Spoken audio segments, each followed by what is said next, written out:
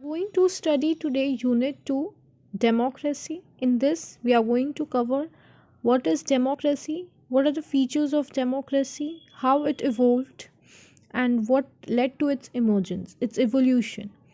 So, let's start with the unit. The concept of democracy is the center of fierce debate in political theory as well as a commonplace discussions on politics. Democracy एक बहुत common सा topic है जो हर जगह discuss होता है political theory में। एक बहुत इम्पॉर्टेंट टॉपिक है डेमोक्रेसी। क्यों डेमोक्रेसी इम्पॉर्टेंट है for state, for people, for individual और फॉर द ग्रुप और for the wellbeing of the society. Why is democracy important? So democracy हम लोग देखते हैं कि पहले डेमोक्रेटिक सोसाइटी नहीं था, पहले मोनार्कियल स्ट्रक्चर था। Monarchy was there and there was lot of evils in the society. The society was not egalitarian in nature, so there was racial discrimination. In US also we see that क्योंकि बहुत ज़्यादा racial discriminations होने के कारण या egalitarian society नहीं था, women's को उनकी rights नहीं मिल रही थी, तो हम लोग देखते हैं कि revolution होता है, फिर democracy का establishment होता है। तो डेमोक्रेसी का इस्टेब्लिशमेंट, उसका इवोल्यूशन जानना बहुत ज़रूरी है। और आज के समय में डेमोक्रेसी का महत्व बहुत ज़्यादा है, क्योंकि अगर सोसाइटी डेमोक्रेटिक नहीं रहेगी तो there will be lot of evils. अगर कॉन्स्टिट्यूशन नहीं रहेगा, नियम नहीं रहेगा, तो लोग उसको पास जिसको जो मन करेगा वो काम करेगा। तो इससे क्या होगा, सोसाइटी बहुत अनइवन हो जाएगी और जो गैप है रिच पुअर का वो और वाइडन भी होगा और सोसाइटी में काफ़ी ईविल्स हो जाएगा, स्प्रेड होगा। सो डेमोक्रेसी जो है वो बहुत इम्पॉर्टेंट है आज के समय में। गवर्नमेंट मॉडर्न टाइम्स के समय में इसका बहुत ज़्यादा रेलिवेंसी हम लोग देखते हैं। To begin with the idea of democracy, it can be argued that it is a central to any discourse on a politics and government in modern times, because any discourse about politics or state or the government in modern times revolves around the idea, but does not mean that there is kind of a settled understanding or universal consensus on what this idea means. Democracy जो है एक बहुत important idea है modern time में, और इसका हम लोग यूनिवर्सल इम्पोर्टेंस भी देखते हैं। अगर हमें इंटरनेशनल रिलेशन में भी देखना है तो जो डेमोक्रेटिक स्टेट्स हैं वो काफ़ी ज़्यादा इमर्ज किए हैं इन ऑल द फॉर्म्स।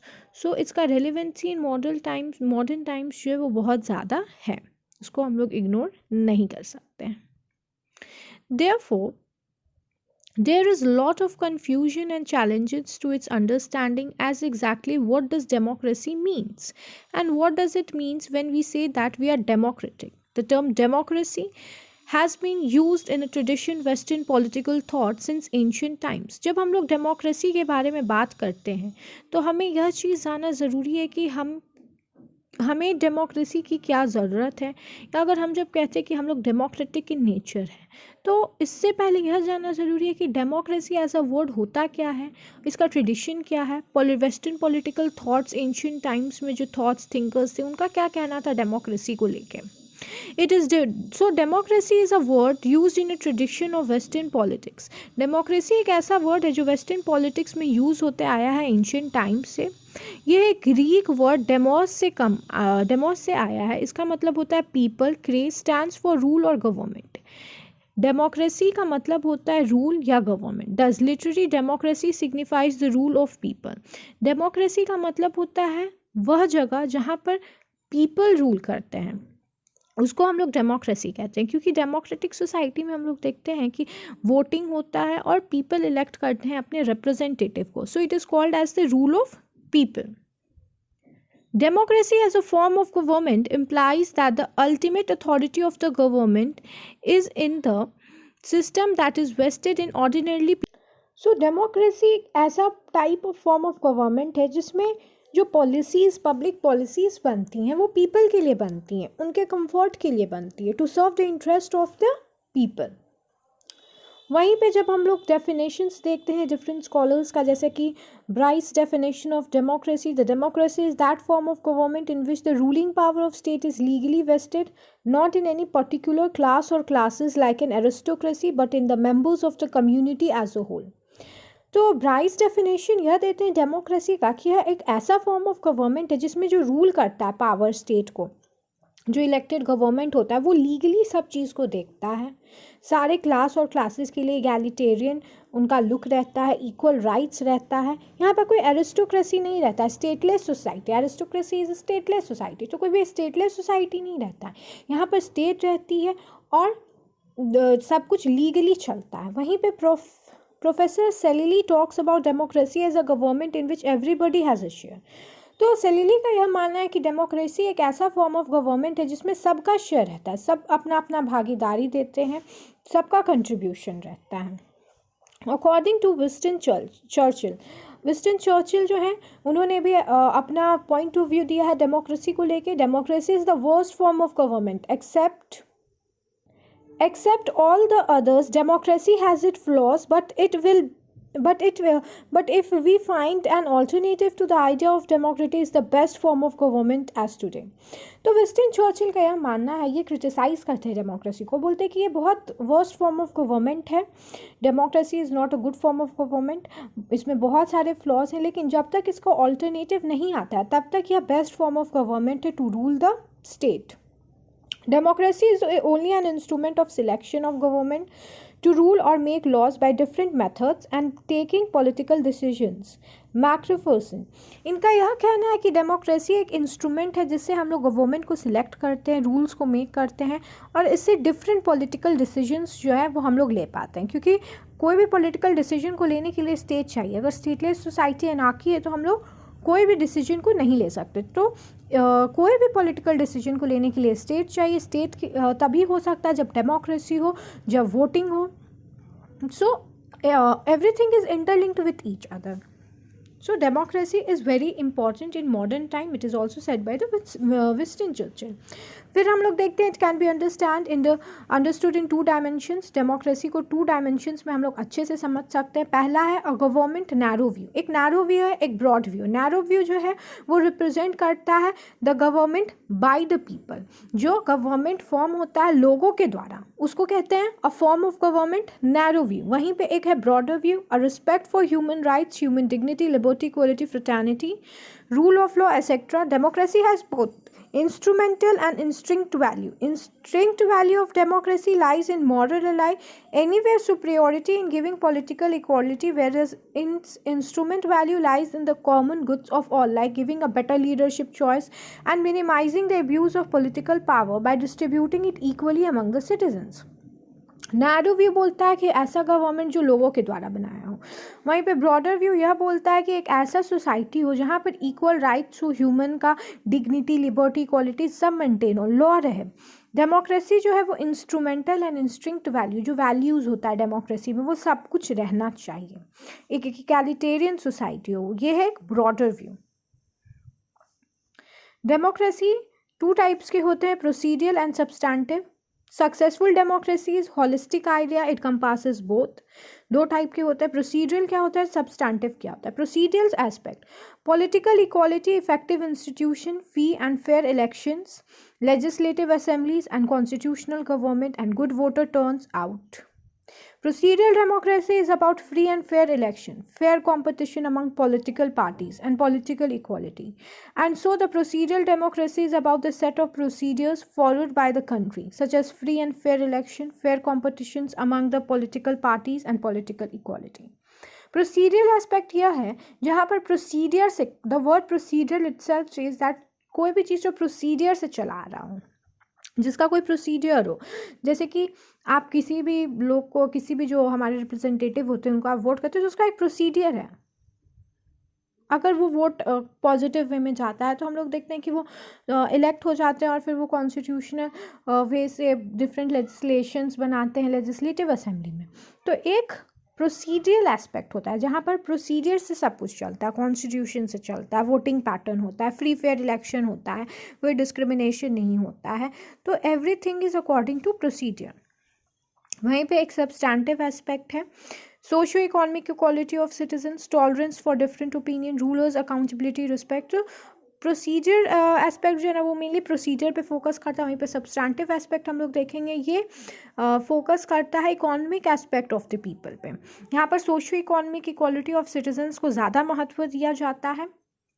यहाँ पर for different opinion, rulers, accountability. Substantive form of government जो होता है ना वो पीपल इंक्लूड करता है, जिसमें डिफरेंट प्रोग्राम्स होते हैं, फंक्शंस होते हैं गवर्नमेंट के। जैसे कि हम लोग कह सकते हैं कि सब्सटैंटिव डेमोक्रेसी एक ऐसा फॉर्म ऑफ गवर्नमेंट है जिसमें इंटरेस्ट जो होता है, functions in the interest of the govern, जो गवर्न कर रहा है उसके इंटरेस्ट को पहले लिया जाता है, पीपल के इंटरेस्ट को नहीं, बट जो गवर्न कर रहा है उसके इंटरेस्ट को, उनको जैसे जो मन करता है करने का वो काम करता है। जैसे कि हम लोग देखते हैं कि सब्सटैंटिव डेमोक्रेसी में अगर कोई पॉलिटिकल पार्टी इलेक्ट हुआ तो उसका आइडियोलॉजी जो है उनके, वो उस आइडियोलॉजी के लेजिस्लेशंस को बनाएंगे जो उनको वोट किया है, क्योंकि उनका आइडियोलॉजी वो था। तो उन लोगों का वो कह सकते हैं हम लोग कि उनका जो ऑपोजिट पार्टी का जो इंटरेस्ट रहता है, जो वो चाहते थे, उनका जो सोशो इकोनॉमिक कंडीशंस में वो जो उनका मुद्दा था, उसको हम लोग देखते हैं कि थोड़ा इग्नोर किया जाता है। तो substantive democracy mainly socio economic पे फोकस करता है। ये ऐसा फॉर्म ऑफ गवर्नमेंट जो बोलता है कि यहाँ पर केवल गवर्न जो करता है वो डिसाइड करता है कि क्या होना चाहिए। Both aspects are complementary and dependent, दोनों एक दूसरे पे डिपेंडेंट है। They reinforce one another and also interfere with one another. Socio-economic inequality will interfere with the achievements of political equality. Thus, successful functions of a procedural aspects of democracy require some aspect of substantive tolerance and equality. दोनों एक दूसरे से काफ़ी interlinked है। अगर हमें substantive चाहिए तो प्रोसीजर होना बहुत ज़रूरी है, क्योंकि अगर एक सक्सेसफुल फंक्शन चाहिए प्रोसीजरल एस्पेक्ट का डेमोक्रेसी में, तो उसके लिए टॉलरेंस, इक्वालिटी, ये सब ज़रूरी है जो सब्सटैंटिव का एस्पेक्ट्स हैं। सो दोनों एक दूसरे से काफ़ी इंटरलिंक्ड हैं। In the same way it is precisely the successful implementations of the procedural aspects, particularly the principles of one man one vote, which has a potentials to indeed in many cases has led to the achievement in the substantive front, especially by breaking down, even though in the very limited way, rigid hierarchical caste structures and thereby achieving a partial equality. Procedural democracy का एक बहुत important role रहा है हमारे society में, चाहे वो one man one vote हो या जो हायरार्किकल स्ट्रक्चर है on the basis of caste, उसमें भी पहले डिस्क्रिमिनेशन होता था, बट अब हम लोग देखते हैं कि नहीं, ऐसा नहीं होता है। Everyone is allowed to vote and there is a system of one man one vote, adult franchisee we have, where females are allowed to vote, women have got their representation in assemblies now. So slowly we are seeing a change. So procedural aspect of democracy is very important aspect in the democracy. There are different types of democracy. हम लोग देखते हैं कि बहुत type के democracy होते हैं, mainly 5 we are going to cover. पहला है रिप्रेजेंटेटिव डेमोक्रेसी, सेकेंड है पार्टिसिपेटरी, थर्ड है डेलिब्रेटिव डेमोक्रेसी, फोर्थ है सोशल डेमोक्रेसी एंड फिफ्थ है कॉस्मोपॉलिटन डेमोक्रेसी। सबसे पहले हम लोग रिप्रेजेंटेटिव डेमोक्रेसी को कवर करेंगे। Representative model of democracy. Modern democratic theories are closely bound to the ideas of representation. Modern time में हम लोग देखेंगे कि हमारा जो आइडिया है वो मेनली रिप्रेजेंटेशन पे बेस्ड है, जिसको हम लोग रिप्रेजेंट करते हैं उसका आइडिया से हम लोगों का आइडिया काफ़ी मैच होता है, तभी वो इलेक्ट होते हैं। The idea that elected leader should reflect a collection of people is the basis of representative democracy. Representative democracy का बेसिस क्या है? डेमोक्रेसी में लोग वोट करते हैं और रिप्रेजेंटेटिव्स होते हैं डिफरेंट, तो वैसे ही रिप्रेजेंटेटिव का इलेक्शन लीडर बनते हैं जिनको सबसे ज़्यादा वोट मिलता है। तो सबसे ज़्यादा वोट उन्हीं को मिला जिनका आइडियोलॉजी उनसे मैच करा था, तभी तो लोगों ने उन्हें वोट दिया। तो इसी को कहते हैं रिप्रेजेंटेटिव डेमोक्रेसी। हम लोग अपने रिप्रेजेंटेटिव्स को लीडर बनाते हैं क्योंकि हमारा आइडियोलॉजी मैच करता है। तो मॉडर्न टाइम में हम लोग देखते हैं कि रिप्रेजेंटेटिव डेमोक्रेसी बहुत ज़्यादा रिफ्लेक्ट करता है सोसाइटी में। In today's complex society, representative democracy is unavoidable. In representative democracy, people thus selects their representative to form the government, and this is generally conducted by the system of election held at a regular interval of the fixed period or sometimes before the completion of that period. Democracy में जो representative form of government है, जो represent करते हैं state को, people को, जो उन्हें इलेक्ट किए, वैसा गवर्नमेंट जो है वो बहुत सक्सेसफुल गवर्नमेंट होता है और ये एक इलेक्शन के थ्रू सिलेक्ट होता है। ये हमेशा रेगुलर इंटरवल ऑफ टाइम पे होता है, जैसे कि इंडिया में after 5 years we see that the government changes and there is a re election. So if you like the work of the leader, you re-elect that person. Otherwise, if you think that he is unfit, she is unfit, so you change that leader. So you have that right to change. हमारे पास universe adult franchise भी है representative model of democracy में. So these are the Key factors which are important in democratic society. There are different scholars who have given their definitions about the democracy and representative form of government. So, the first definition, the first scholar who has said about it is John Locke. Let's take John Locke. Definition about democracy. उनका क्या कहना था representative democracy के बारे में? वह कहते हैं कि दो lock believed in majority rule. उनका कहना था, उनका मानना था कि जो मेजॉरिटी चाहता है उसी का रूलिंग होना चाहिए, उसी के रिप्रेजेंटेटिव का सिलेक्शन होना चाहिए. दो that is the best, they do not rule themselves directly. यह इसीलिए अच्छा है क्योंकि खुद से सब लोग रूल नहीं कर सकता है, इसलिए एक रिप्रेजेंटेटिव का होना बहुत ज़रूरी है. He saw members of parliament as representative of their constituents and he believe that they should vote as their constituent wanted. Representative model has further been classified into two models, delegate and enlightened representative models. John Locke का यह कहना था कि representation से यह होता है कि हम ऐसे लोगों को वोट करते हैं जो हमारे आइडियोलॉजी से तो मैच करते ही हैं, और जिसकी वजह से जो कॉन्स्टिट्यूशंस में, वो कॉन्स्टिट्यूंट असेंबलीज़ में जो लेजिस्लेशंस बनते हैं वो भी हमारे आइडियोलॉजी से काफ़ी सिमिलर होते हैं, और मेजॉरिटी का रूल होता है. तो एक का रूल होना बहुत ज़रूरी है. मेजॉरिटी के लिए सब लोग तो रूल नहीं कर सकते, तो रिप्रेजेंटेशन का बहुत ज़रूरी है. तो उनका यह मानना था कि रिप्रेजेंटेटिव मॉडल बहुत इंपॉर्टेंट है इन टुडेज सोसाइटी. तो रिप्रेजेंटेटिव मॉडल को फर्दर टू टाइप्स में डिवाइडेड किया गया. टू मॉडल्स है, delegated and enlightened representative model. अब डेलीगेटेड रिप्रेजेंटेटिव क्या होता है? Delegated model Bentham and John Locke के द्वारा कहा गया है कि according to them are representatives do not have original power, they are only the delegate powers. तो जॉन लॉक एंड बेंथम का यह कहना है कि रिप्रेजेंटेटिव में जो डेलीगेटेड मॉडल है उसमें डायरेक्ट पावर पीपल को नहीं मिलता है, उनको डेलीगेटेड पावर रहता है, मतलब लोगों के द्वारा उन्हें पावर मिलता है. उनके पास कोई ओरिजिनल पावर नहीं है. Their powers are restricted, they can exercise only those powers which are given to them and are delegated them by the electorate.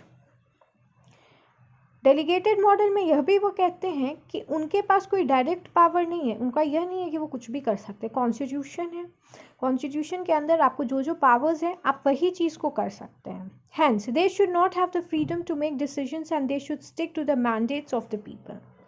उन्हें कोई भी डिसीजन ऐसा नहीं लेना चाहिए जो कॉन्स्टिट्यूशन, जो लॉ के अंदर नहीं है. उन्हें लॉ को फॉलो करना चाहिए, कॉन्स्टिट्यूशन को फॉलो करना चाहिए और स्टिक करना चाहिए अपने मैंडेट ऑफ पीपल पे जो जिन्होंने उन्हें इलेक्ट किया है. यह है delegated model of Bentham and John lock. वहीं पे एक है एनलाइटेंड रिप्रेजेंटेटिव मॉडल, जो रिप्रेजेंटेटिव मॉडल का सेकेंड पार्ट है, जिसपे जे.एस. मिल और ई.जी.एम. ब्रूक ने कहा है कि for Mill direct democracy is idea and representative democracy is the second best. उनका यह कहना है कि डायरेक्ट डेमोक्रेसी तो best ideal form of government है, वहीं पर रिप्रेजेंटेटिव फॉर्म जो है वो second best form of government है. According to Mill, our representative has more experience and so they should enjoy more flexibility. His theory of representative is known by Enlightened theory of representation. E.G.M. Brooke has also supported this model. According to him, when they deliberated in the assembly, it's an assemblies of nations rather than the platform of narrow constituent interest. तो इनका यह मानना है कि केवल जो constitutions में लिखा है उसको फॉलो करने की ज़रूरत नहीं है. उनका खुद का भी अधिकार होना चाहिए, उन्हें जो करना है वो फ्लेक्सिबल होने चाहिए करने के लिए.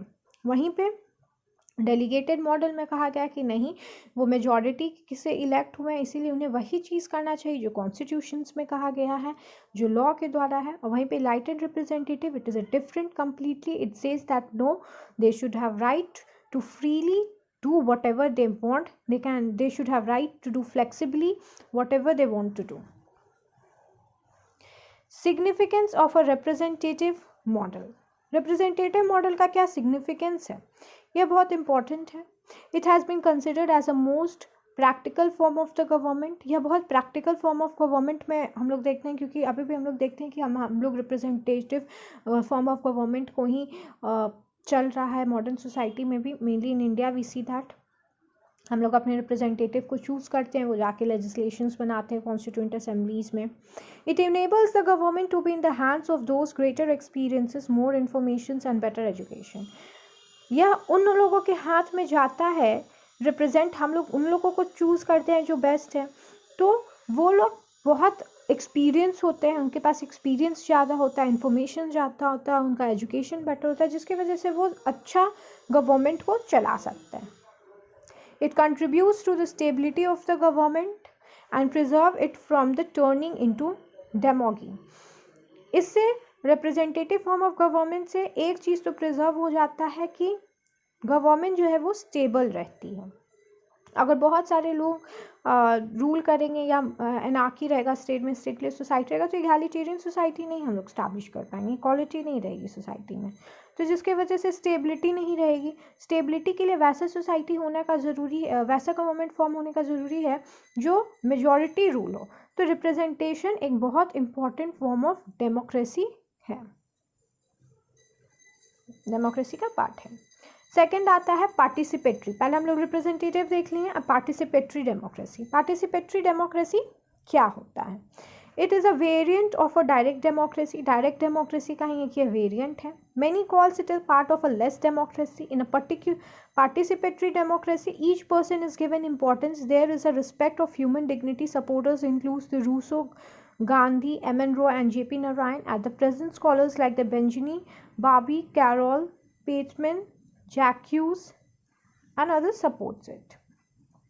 डायरेक्ट डेमोक्रेसी की तरह ही पार्टिसिपेटरी डेमोक्रेसी है, जिसमें एवरी ह्यूमन का डिग्निटी जो है वो रिस्पेक्ट किया जाता है. Every one has right to participate in democracy. किसी को भी यह नहीं है जैसे कि ईच मैन वन वोट हुआ, क्या इगैलिटेरियन सोसाइटी या females were allowed to vote. So everyone should have a participation in the democracy. That is very important. और इसका सपोर्ट भी western as well as Indian thinkers ने किया है, जैसे कि Rousseau, Gandhi, M.N. Roy and J.P. Narayan etcetera. फिर हम लोग देखते हैं कि रूसो का क्या कहना था on participatory democracy. Rousseau was critical of electoral democracy and representative mechanisms, which were emerging in various European states. For Rousseau, democracy was the way by which citizens could achieve freedom.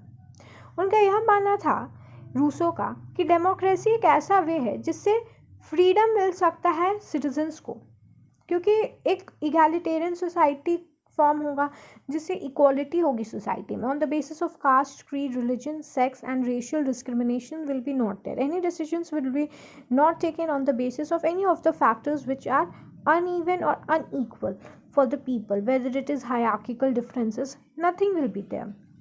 So Rousseau said that democracy is a way by which citizens could achieve their freedom. Rousseau held that British men are free only once in 5 years. For Rousseau, participation was essential for the self-development of the individual, and democracy was a means of individual development, but not the pursuit of selfish interest.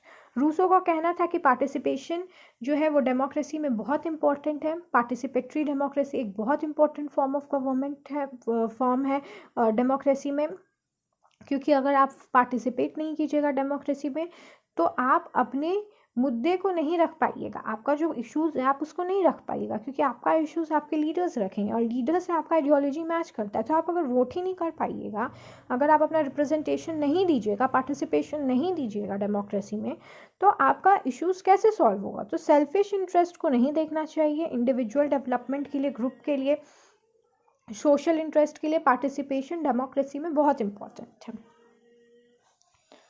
For which lawmaking were exercise of sovereignty which cannot be transferred or represented by anyone else and an expressions of the will of the people. Jack Rancière suggests that necessity of reconstitution of politics. Those who have been excluded are required to participate because this is the only way to check the domination, hierarchy and exclusion. Rousseau का यह भी मानना था कि जो लोग भी इसमें, ये बहुत सॉवरेनिटी एक एक्सरसाइज है, बहुत सॉवरेन एक्सरसाइज है जिसमें सबको इक्वल राइट्स है, सब लोग वोट कर सकते हैं, कोई डिफरेंस नहीं है. और अगर आप इसमें वोट नहीं कीजिएगा तो आपका रिप्रेजेंटेशन जो कर रहे हैं वो सही नहीं चूज़ होंगे, जिसके वजह से आपका इश्यूज़ को नहीं रख पाया जा सकता है. वहीं पे जैक्यूज ने भी सजेस्ट किया है कि those who have been excluded, जो पार्टिसिपेटरी डेमोक्रेसी में अभी तक पार्टिसिपेट नहीं कर रहे हैं, अब उनको पार्टिसिपेट करना चाहिए, क्योंकि तभी हम लोग चेक कर सकते हैं डोमिनेशन, हायरार्किकल, एक्सक्लूजन, क्या सोसाइटी इगैलिटेरियन आउटलुक में है अभी भी कि नहीं. So participatory democracy is very important form which is in the democracy, which is a very important part of the democracy. Contemporary democratic theories such as the Karl Pateman and the Benjamin Babo have argued in the favor of participatory or a strong democracy, in which the ordinary citizens is more fully involved in the decision making process than is possible within the limits of a representative democracy. Contemporary thinkers हैं जैसे कि Karl पेटमैन and the Benjamin बाबू, उनका यह कहना है कि participatory democracy एक बहुत इंपॉर्टेंट और स्ट्रॉन्ग फॉर्म ऑफ डेमोक्रेसी है जिसमें सिटीजन्स जो है वो फुली इवोल्व होते हैं, सिटीजन्स का फुली कंट्रीब्यूशन रहता है क्योंकि वो इस चीज़ में पार्टिसिपेट करते हैं. रिप्रेजेंटेटिव डेमोक्रेसी में तो वो लोग पार्टिसिपेट नहीं करते हैं सामने से, बट लिमिट किया जाता है रिप्रेजेंटेटिव डेमोक्रेसी में. बट हम लोग देखते हैं कि पार्टिसिपेटरी डेमोक्रेसी में वो लोग पार्टिसिपेट करते हैं जिसके वजह से ही रिप्रेजेंटेटिव डेमोक्रेसी इलेक्ट होता है. This could take the form of strengthening the local democracy so that citizens are involved in community affair and social movement. हम लोग पार्टिसिपेटरी डेमोक्रेसी में जो थिंकर्स है, कंटेम्प्रेरी थिंकर्स, उनका यह कहना है कि अगर वो लोग पार्टिसिपेट करते हैं तो उससे क्या होता है कि जो भी सोशल मूवमेंट्स है, जो भी सोशल इश्यूज़ है उस पर वो लोग मूवमेंट करते हैं, कम्युनिटी अफेयर्स करते हैं, प्रोटेस्ट करते हैं, पार्टिसिपेट करते हैं डेमोक्रेसी में, जिससे जो उनका रिप्रेजेंटेशन है डेमोक्रेसी में वो और स्ट्रॉन्ग होता है. तो अगर पार्टिसिपेशन नहीं है डेमोक्रेसी में तो representative democracy is useless. So you should and every citizen should participate in the democracy. Democratic form of government is very important to further enhance the representative democracy. So both are interlinked with each other. Now the third is the deliberative democracy. Democracy is all about the right argument. In a democracy, what matters is how rational our position is rather than how many members we have. The deliberative democracy values public deliberation on the issues of common concern. It is based on the fact that there has been a decline of deliberative chambers around the world. There is a universal decline of legislature. Major exponents of deliberative democracy includes Michael Walzer and J. Rogers. Features of deliberative democracies are necessary conditions, and necessary conditions are further. So deliberative democracy क्या होता है? Deliberative democracy ऐसा form of democracy है जिसमें एक right arguments होना बहुत ज़रूरी है. यहाँ पर रैशनल पोजीशंस चूज होते हैं. हाउ मेनी, इसमें यह इंपॉर्टेंट नहीं है कि कितने मेंबर्स हैं, how many members we have. इसमें यह इंपॉर्टेंट है कि आपका स्टैंड क्या है. इसमें पब्लिक डेलिब्रेशन को ज़्यादा इंपॉर्टेंस दिया जाता है. कोई भी इश्यूज होता है, कॉमन कंसर्न्स होता है, तो उसमें डेलिब्रेटिव डिसीजंस कैसे होगा, डेलिब्रेशंस होता है, सोशल प्रोटेस्ट होता है. तो ये सब बहुत इंपॉर्टेंट पार्ट है एक डेमोक्रेसी का. एक universal decline of legislature, major exponent of a democratic democracy includes Michael Walzer, उनका कहना है. और क्या क्या फीचर्स है डेलिब्रेटिव डेमोक्रेसी का, अब हम लोग वो देखते हैं. Deliberative democracy is rational, or we can say that deliberative democracy has a rational argument. वो काफ़ी rational होता है argument में. वो लोग सोचते हैं कि क्या सही है क्या गलत है, तब वो जाके अपना डेलिब्रेशन उस चीज़ पे प्रोटेस्ट करते हैं. ऐसा नहीं है कि वो लोग कुछ भी कर देते हैं. Assumes free and equal citizenship with capacity to participate in decision making. वो लोग पार्टिसिपेट करते हैं. Free and equal citizens means every one has right to vote, every citizen is equal, and everyone has the power to take the decision making. Everyone can participate in this decision making process. This is deliberative democracy. Need tolerant society and mutual accommodation. एक tolerant society का formation होता है जिसमें mutual accommodation होता है. Citizens have to justify the decisions. In deliberative democracy persuasion is best basis for political power, and it is alone respect autonomy of individuals and value their capacity for self-government. It also give individual control over the capacity and importance of aspect of their life and make for a greater and a continuous accountability of political power.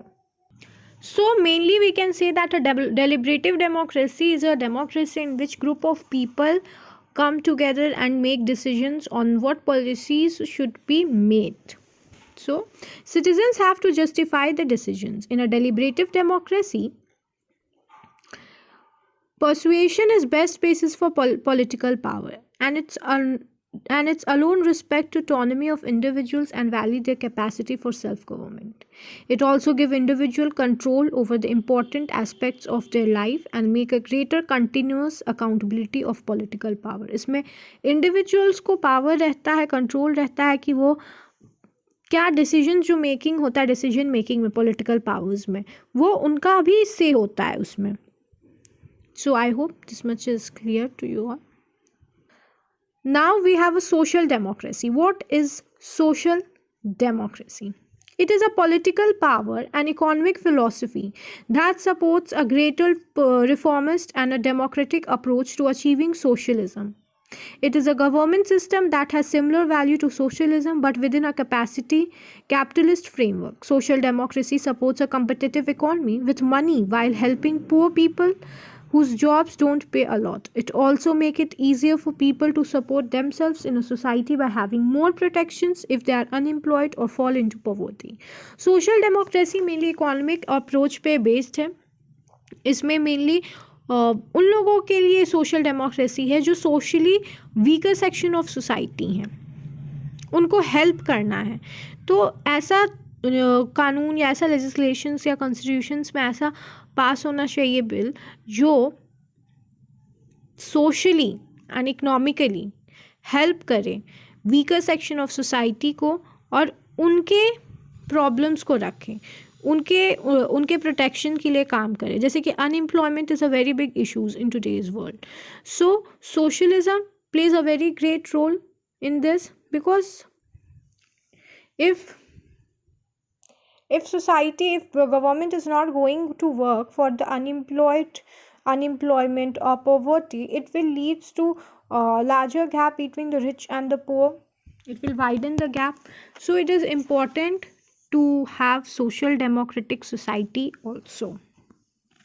Then social democracy is a system of a social organization in which private property and the distribution of income are subjected to social contract. Social democracy में एक social organization होता है जिसमें private property जो है वो distribute होता है, income distribute होता है. यह एक social contract है. We all have to pay the income taxes or we are paying GST or indirect taxes. So it is a form of a democratic society. The conception of that controls has varied and the term has been interpreted in the widely diverging ways, ranging from the statics of libertarian from Marxists to liberals. Different theorists का different से है social democracy को लेके, but social democracy जो है वो एक बहुत इंपॉर्टेंट पार्ट है डेमोक्रेटिक सोसाइटी का. अगर सोशल डेमोक्रेसी नहीं रहेगा डेमोक्रेटिक सोसाइटी में उससे क्या होगा, द रिच पुअर के बीच में जो है गैप वो वाइडन होगा. If we don't pay, if the money is not distributed equally or it is uneven, the gap will widen and which will lead to increase in poverty in the state. Cosmopolitan democracy क्या होता है? It is a political theory that explores the applications of a democratic values and norms and the global transnational level. It argues that global governance of the people, by the people and for the people is possible and needed. Cosmopolitan democracy एक ऐसा political theory है जो explore करता है application को, जो democratic values, norms, global translation, ये सब चीज़ को, मतलब इंटरनेशनल लेवल में भी जो प्रॉब्लम्स है वो भी इंक्लूडेड होता है कॉस्मोपॉलिटन डेमोक्रेसी में. हम लोग देखते हैं G20 समिट्स होता है या G9 होता है जिसमें हम लोग देखते हैं कि इन्वायरमेंटल इश्यूज़ पे भी बात होती है. तो it comes under the cosmopolitan democracy. So in a democracy it is very important to have a cosmopolitan democratic society because it will lead to exchange of ideas what should be better. Now we are seeing carbon exchange या carbon credit. You can study about it. So this comes under the cosmopolitan democracy itself, where people exchange their ideas, what should be the better for the ideas, what is the social problems in the international relations. So people come together of the different states, their leaders comes, their representatives comes and discusses about it in the different summit. It argues that the global governance of the people, by the people and for the people is possible and needed. Cosmopolitan democracy is a model of political organization in which citizens, regardless of their geographical locations, have rights to political participation, though representation is global affairs. The entail providing citizens have an opportunity to participate in the world politics parallel to and independently from the government of their own state. Cosmopolitan democracy में जो है वो एक world democracy है जिसमें every citizens को से है, वो सब लोग जिनको मन है वो इंडिपेंडेंटली भी इसमें पार्टिसिपेट कर सकते हैं. ज़रूरी नहीं है कि स्टेट ही पार्टिसिपेट करे. You can have international conferences by contacting different NGOs, or if you feel that there is a social cause which you should work for, you can do it by having conferences. So it is not important that the government or the state only owns it. There can be an independent also. Then we see cosmopolitan democracy is best conceptualized as a different linked levels of governance: local, statewide, and interstate, regional, and global. It is more emphatic version of cosmopolitan democracy and sustain that global civil society actors are capable of exerting a democratizing impulse in the world politics. Cosmopolitan democracy जो है वो आज के समय में बहुत ज़्यादा interlinked है. हम लोग देखते हैं कि एक का इकोनॉमिक कंडीशन दूसरे के इकोनॉमी से अटैच होता है. अगर हम लोग कुछ देखते हैं कि अगर वॉर होता है, Ukraine crisis only we see, Ukraine और रशिया में जो वॉर हुआ, because of which we see that there is hike in the rise of the petrol. So the one state, if there is a one state, किसी एक state का economic condition अगर गिरता है या उसका अफेक्ट करता है तो जिसकी वजह से वर्ल्ड का भी इकोनॉमी अफेक्ट करता है. So this is only cosmopolitan democracy. Now, although a contested topic, democracy still remains the most convenient political model to ensure human dignity and to progress freedom. Now we are in the conclusive part. In this we are going to see what can you write in your conclusion. So democracy एक है जो एक बहुत important part of government है और बहुत convenient model है एक society, एक state को rule करने के लिए, जिसमें freedom सबको मिलता है. एक इगैलिटेरियन सोसाइटी बनता है जिसमें इक्वल राइट्स जो है वो लोगों को मिलता है, irrespective of their caste, creed, racial discriminations. Because in US we see that there were a lot of racial discrimination, and even in the society there was different types of uneven things which were going there. So there went a movement, and after that democracy was established there, because of which after that we see that in the different states democracy established. So now democracy has become an integral part of the state, and it is very important. It has become very important in modern time, as Winston Churchill has said also, that democracy might not be a very good form of government, but till we don't get the alternative of a democracy, it is the best form of the government. So democracy in contemporary time is seen to be declining. Therefore, there is an utmost need to develop a broader understanding and make it even more accommodative. Democracy is the only system capable of reflecting the humanist promises of equilibrium or balance between freedom and order. आज के समय में हम लोग देखते हैं कि democracy वो धीरे धीरे डिक्लाइन हो रहा है.